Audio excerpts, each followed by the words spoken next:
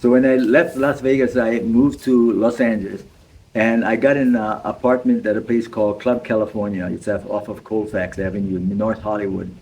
So when I got there, I found out I had an opportunity to now take this time to write a script. So I ended up buying a very small book about how to write a script, read it several times, and then started to do that.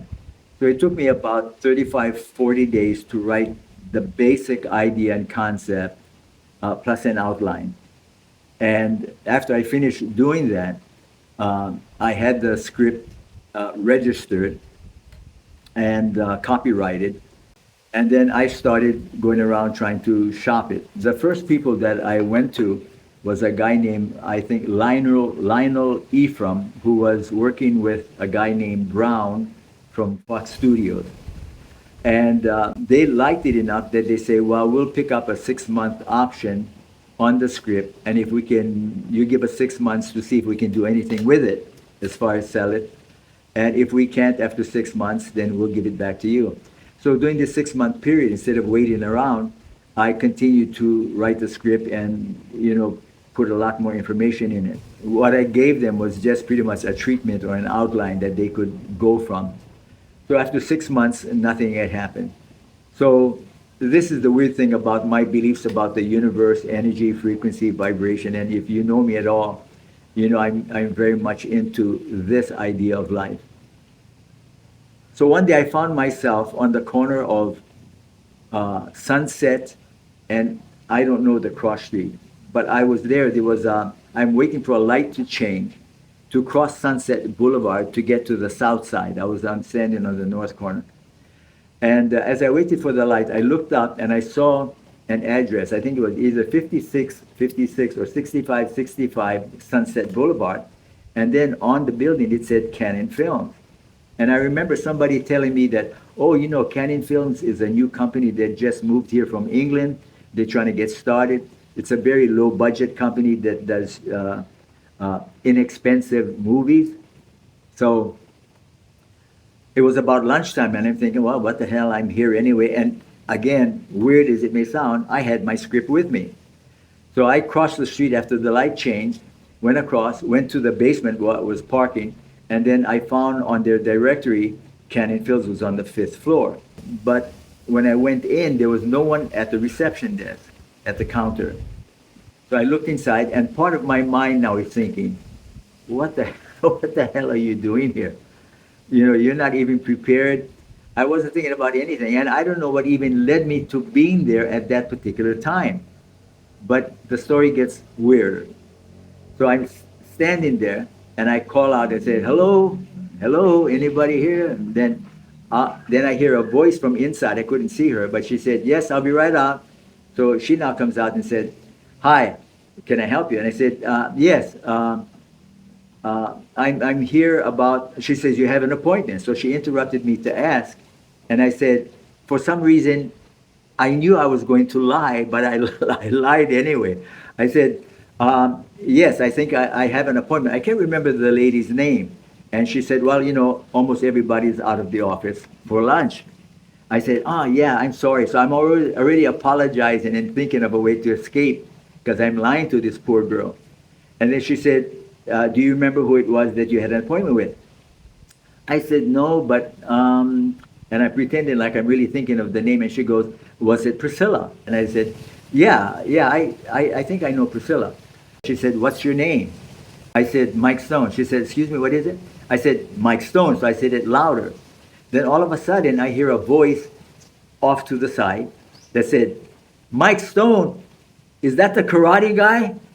And I heard her say that, and she said, are you the karate guy? And I said, yes, I am. And she goes, yeah, he is. Send him in. So I'm going like, holy crap. I mean, you talk about synchronicity. I'm there lying to everybody, and happens to be a lady in there that said her name is Priscilla, and I lied about me having an appointment with her, and now she's invited me in, and it's her lunch break. And Priscilla is sitting at her desk, and she's having a lox and bagel sandwich. So she's in the middle of eating her thing, and I said, excuse, I said, listen, I'm very sorry. She said, no, you're Mike. Yeah, I recognize you now. I said, how do you recognize me?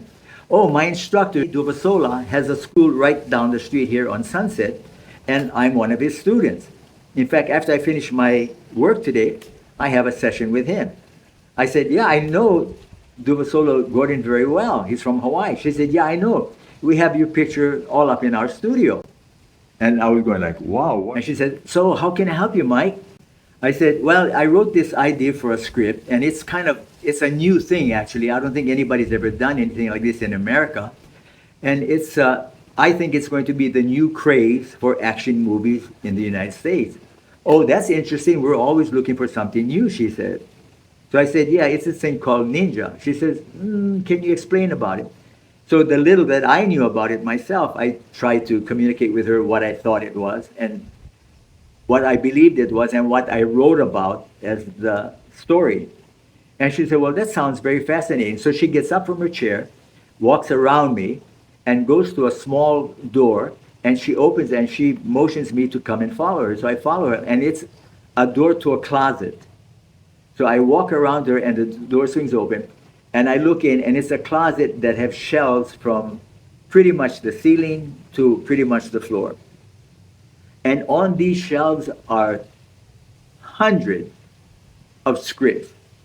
And she says, I just wanted to show you that we get scripts all the time sent to us from everywhere around the world, but we can't use them because we don't have the rights to even look at them. So we don't even look at a script unless it is done personally. People send us scripts all the time hoping that their movie or their script will become a movie hit. And have you done a script before? And I said, no, this is my very first one. Well, she said, do you know what the chances are of your script ever becoming a movie? And I said, slim. She said, yes, slim and none.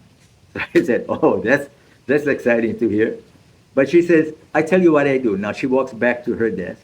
I follow her. She sits down. I tell you what I can do for you since I know of you. I'm going to leave next week for the Canadian Film Festival, and my boss, Menahem Golan, is up there right now. So I'm going to go up there and join him for this film festival. What I'll do, I can only promise you this, Mike, no more. I will read the script on the flight up there. And if I feel it's anything that they may be, I will not even jeopardize my job by telling him, I just want you to look at a script from a friend of mine. I'm going to believe it within myself and believe like you believe in it, that this has potential of being a good movie. So I will read it. If I like it, I will approach him. That's all I can say. After that, it's out of my hands. That's the most I can do for you. And so I thanked her very much. And I said, well, that's fantastic. So she said, leave me your number and everything. So I left that. So I walked out. When I walked out of the office, I was like, God, that was a weird experience. It's like I was in another time zone or something. I mean, everything about it, synchronistically, everything had to happen exactly at the right time and place. Me standing on the corner, waiting for the light to change, looking up at the building, seeing the address, seeing the name of the building, walking across, realizing all of this was done without any conscious thinking. It just naturally happened. So that's how life can be. So you have to pay attention.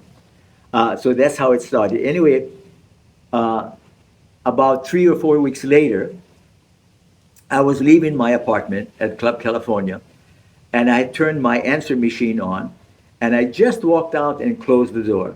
When I closed the door, I heard the beeping sound that someone was going to leave a message through the door, because it wasn't far. It was a counter just near the door. So I tried to listen and think about whether it was important or not.